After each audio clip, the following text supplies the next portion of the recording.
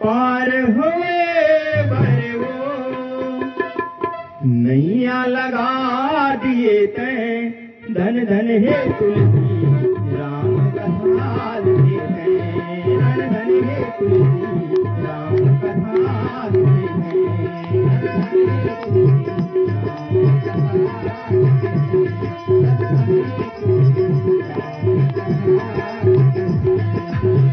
पार हुए भरे वो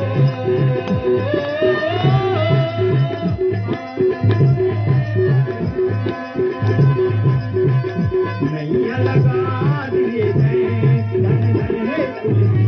राम कथा दिए तैं धन धन हे तुलसी राम कथा दिए तैं